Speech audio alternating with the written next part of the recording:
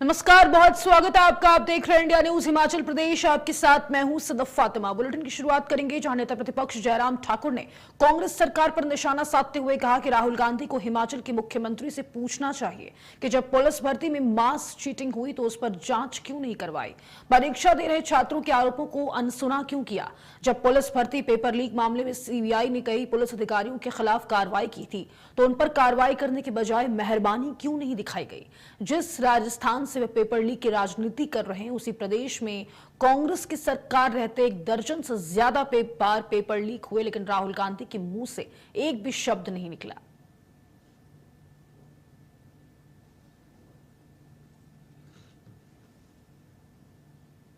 ठीक है, उस वक्त राहुल गांधी एक बहुत फ्रस्ट्रेटेड पर्सनैलिटी इस वक्त है पूरे देश भर में, जिसको मैं कह सकता हूँ। हर चुनाव में उनकी पार्टी चुनाव हार रही है और उसके कारण उनकी फ्रस्ट्रेशन इस कदर बढ़ती जा रही है, जिसके कारण उनको लग रहा है कि उनका प्रधानमंत्री बनने का सपना जो है उनके आंखों के सामने ध्वस्त होता जा रहा है।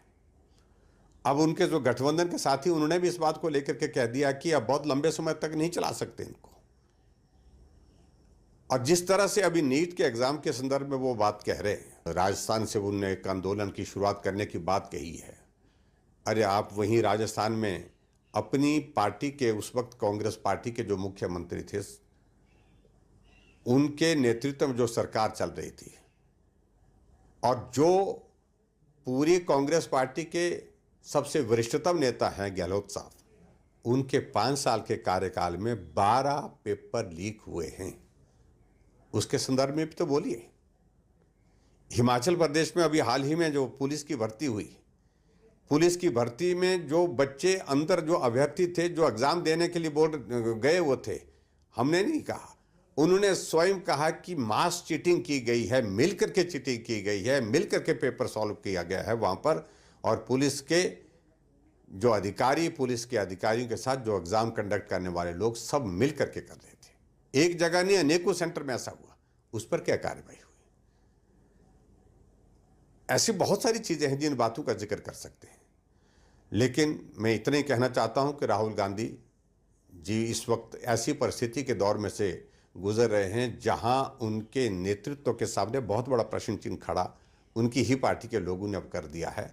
अब लग रहा है नेतृत्व उनके हाथ से छीनने वाला है और ऐसी सूरत में ऐसे मुद्दों को तलाशने की कोशिश कर रहे हैं जिससे सनसनीखेज एक माहौल खड़ा किया जाए और अपने नेतृत्व को बचाया जा सके। मैं इतना ही जरूर कहना चाहता हूं, पूरी देश की जनता का, पूरे देश के युवाओं का अटूट भरोसा नरेंद्र मोदी जी पर है, देश के प्रधानमंत्री नरेंद्र मोदी जी के ऊपर है।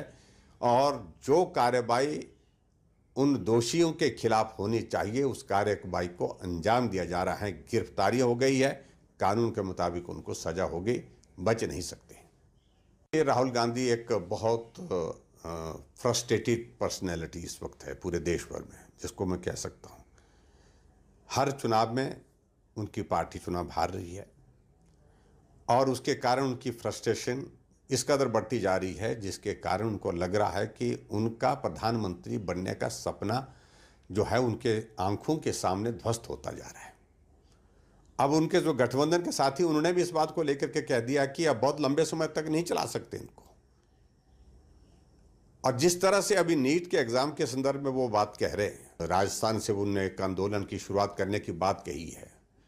अरे आप वहीं राजस्थान में अपनी पार्टी के, उस वक्त कांग्रेस पार्टी के जो मुख्यमंत्री थे, उनके नेतृत्व में जो सरकार चल रही थी और जो पूरी कांग्रेस पार्टी के सबसे वरिष्ठतम नेता हैं गहलोत साहब, उनके 5 साल के कार्यकाल में 12 पेपर लीक हुए हैं।